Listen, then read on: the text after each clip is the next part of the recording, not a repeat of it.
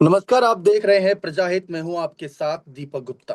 खास मुद्दे पर चर्चा करेंगे कि बिहार की सियासत में क्या सम्राट चौधरी के लिए कल को आने वाले वक्त में निशांत कुमार एक बड़ी मुश्किलें पैदा कर सकते हैं। क्या महागठबंधन और निशांत कुमार का भी साथ नजर आ सकता है? क्योंकि नीतीश कुमार को लेकर बिहार में एक बात कही जाती थी कि उनको जब भी पार्टी या पद का खतरा लगता था बीजेपी से, तो सबसे पहले वे लालू यादव की तरफ जाते थे, महागठबंधन से हाथ मिलाकर पूरा खेल पलट देते थे। निशांत कुमार ने भी साफ कहा कि वह अपने पिता नीतीश की राह पर चलेंगे। अब राह की बात आई है तो उनकी यात्रा की चर्चा ना करें तो वह गलत होगा।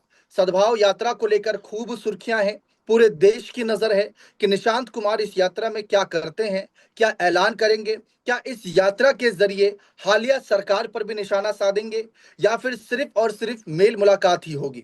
इसी खास मुद्दे पर चर्चा करने के लिए हमारे साथ जुड़े हैं राकेश जी। इनसे सीधा सवाल रहेगा कि निशांत कुमार की यात्रा को सर आप कैसे देखते हैं? क्या ये यात्रा सम्राट सरकार के लिए भी कोई मुश्किलें पैदा कर सकती है, या फिर ये यात्रा सिर्फ और सिर्फ निशांत को दिखाने के लिए है कि बिहार की राजनीति में नीतीश का बेटा आ चुका है? कैसे आप देखते हैं?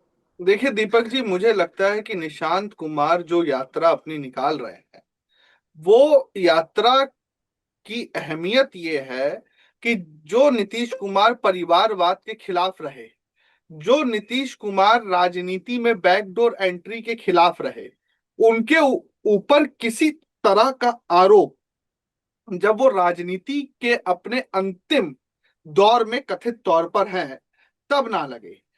नीतीश कुमार ने हमेशा से, मैं आपको एक वाकया याद बताऊं कि एक बार मंच पर ही जब नीतीश कुमार आरजेडी के साथ थे, महागठबंधन का हिस्सा थे, तो नीतीश कुमार ने मंच पर से ही परिवारवाद की खिलाफत की थी।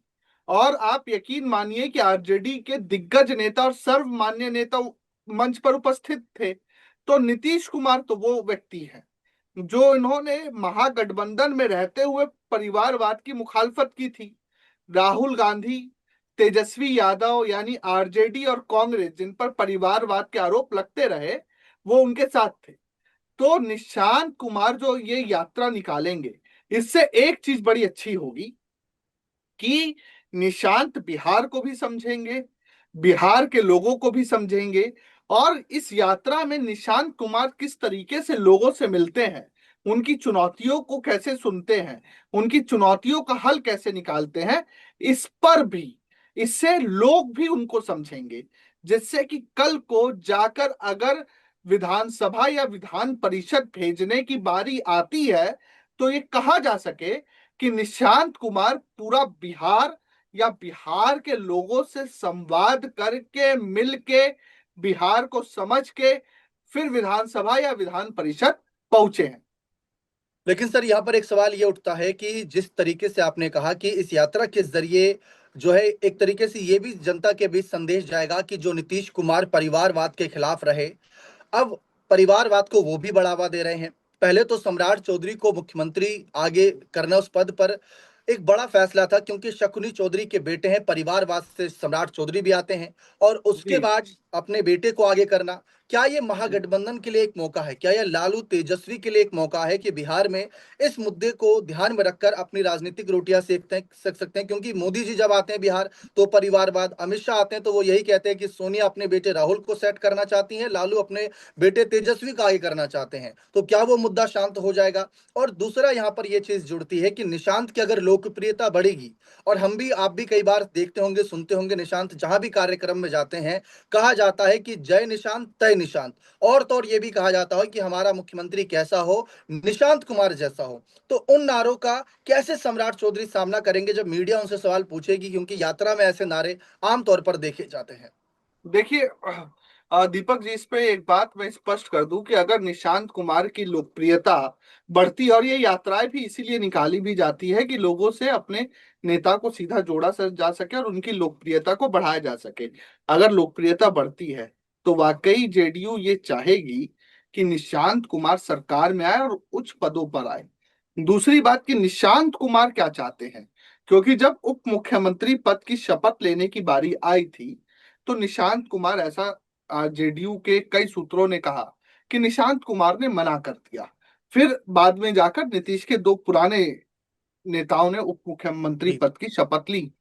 दूसरी बात रही सम्राट चौधरी की, तो बिल्कुल ये बात सही है कि अगर सम्राट निशांत की लोकप्रियता बढ़ती है तो कहीं ना कहीं सम्राट की लोकप्रियता पर खतरा आएगा।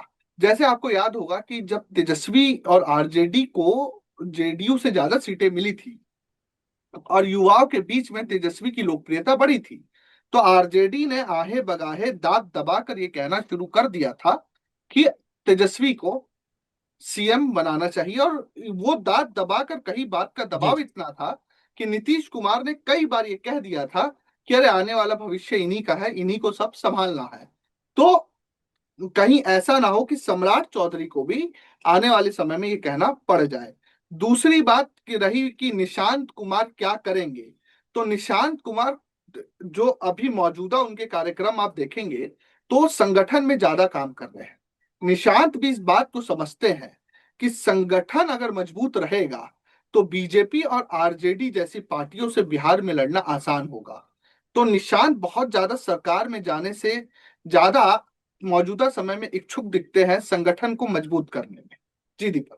जी देखिए सर, हमने पहला सवाल जो शुरुआत में बात कही कि नीतीश को जब जब लगा कि पार्टी और पद खतरे में है तो वो लालू हम्म। यादव की तरफ गए, और नीतीश कुमार की राह पर चलने की बात निशांत कुमार ने कही है। नीतीश कुमार को लेकर कहा जाता है कि बिहार में पलटीबाज नेता हैं, पलटू कुमार हैं, ऐसे तमाम नाम उनके रखे गए, जबकि बहुत सारे नेता ही पाला बदल करते हैं। लेकिन नीतीश कुमार ने जिस तरीके से 5 साल में दो दो तीन तीन बार सरकार बदल दी, कभी इनके साथ कभी उनके साथ, वो एक जो दाग लगा था, क्या उस दाग को निशांत बचाए रखेंगे? कभी ऐसा नहीं करेंगे, क्योंकि आप और हम अच्छी तरीके से जानते हैं कि आज निशांत राजनीति में आए हैं, एक कार्यकर्ता के रूप में है। लेकिन जेडीयू के अंदर उठती मांग कि इनको आगे किया जाए, जैसा कि आपने जिक्र किया, उच्च पद।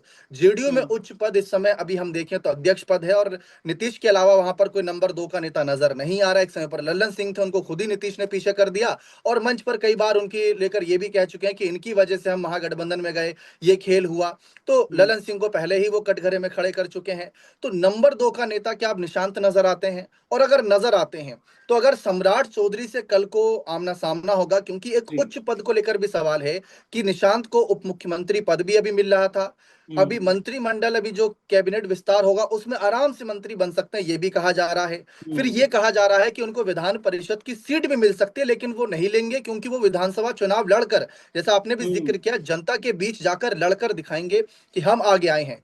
तो वही चीज जो बात आ रही है कि निशांत जिस तरीके से अपने आप को आगे रख रहे हैं, क्या आगे रखते हुए उनको अन्य साथियों की भी आवश्यकता पड़ेगी? क्योंकि बिहार की राजनीति ये कहती है कि कभी भी कोई अकेले अपनी सरकार नहीं बना पा रहा है। बहुत रेयर बात यहाँ पर उठती है अगर हम कुछ इतिहास के पन्ने पलटें। लेकिन हम्म। हाल अगर 2-3 दशक की बात यहाँ पर बात करें, हम्म। पिछले 20-30 साल की, तो बड़ा मुश्किल यहाँ पर नजर आया कि खुद की सरकार बना ली हो। तो उसको आप कैसे देखते हैं? बिल्कुल ठीक बात कही दीपक आपने कि पिछले 2 दशक से तो हम लोग देख ही रहे हैं कि बिहार के अंदर कोई भी एक ऐसा दल नहीं है जो अपने दम पर सरकार बना ले। रही बात निशांत कुमार की, कि अगर निशांत कुमार संगठन को देखते हैं, देखिए निशांत कुमार अभी संगठन को समझ रहे हैं। हाल फिलहाल आने वाले 2-3 साल तो मुझे नहीं दिखता कि कोई इधर उधर जाने की बात होगी, लेकिन राजनीति में संभावनाएं और विकल्प हमेशा खुले रहते हैं, विकल्प बंद नहीं होते। अगर निशांत कुमार का जो कथन है कि अब मैं अपने पिता के रास्तों पर चलूंगा, तो अगर निशांत को भी लगता है, सबसे पहली बात तो राष्ट्रीय अध्यक्ष नीतीश कुमार उन्हें बनाएंगे, या वहां पर भी ये होगा कि जेडीयू की बैठक होगी, वर्किंग कमेटी की, फिर मांग उठेगी, फिर निशांत को राष्ट्रीय अध्यक्ष के पद पर सुशोभित किया जाएगा।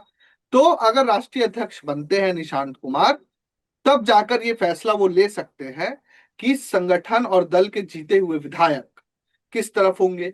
दूसरी बात कि क्या नीतीश की तरह निशांत की भी पार्टी के अंदर वो मास अपील स्टैब्लिश होगी जो आज नीतीश कुमार की थी। भले ही मैं आपको बता दूं कि नीतीश कुमार ने जितनी बार इधर से उधर गए, कई पार्टी के सांसद, विधायक, संगठन के स्तर के नेता असहज हुए, लेकिन अपील ऐसी तगड़ी थी, नीतीश कुमार का एस्टेब्लिशमेंट पार्टी के अंदर इतना मजबूत था कि कोई खुलकर विरोध नहीं कर पाया। तो निशांत को भी उस स्तर पर पहुंचना होगा अगर वो ऐसा कोई कदम उठाते, और उससे पहले उन्हें राष्ट्रीय अध्यक्ष पद पर भी आना होगा। जी, बहुत बहुत शुक्रिया। अब यहाँ पर जिस तरीके से जितने भी दर्शक थे उन्होंने उम्मीद करते हैं कि जो जानकारी अब तक पाई उनको काम की लगी होगी। और दर्शकों से भी अपील रहेगी कि जितने भी दर्शक हमारे साथ जुड़े हैं, अगर आपको लग रहा है कि निशांत कुमार का कद जो बढ़ाने की बात हो रही है, जो बिहार में आगे बढ़ाया जा रहा है, क्या आप देखते हैं कि कल को निशांत वर्सेस सम्राट हो सकता है, या निशांत और सम्राट साथ साथ मिलकर सरकार चला लें? क्योंकि निशांत के पास, जैसा कि अभी हमने देखा, उप मुख्यमंत्री बनने का बहुत सुनहरा अवसर था। उपेंद्र कुशवाहा के बेटे भी अचानक से आए थे, उन्होंने मंत्री पद की शपथ ले ली। ऐसा मौका कोई नहीं छोड़ता, लेकिन निशांत ने अगर मौका छोड़ा है तो जरूर इस पर कुछ ना कुछ आगे की रणनीति भी होगी। तो दर्शकों से अपील है कि वो अपनी राय रखें कि क्या लगता है निशांत का अगला कदम क्या होगा।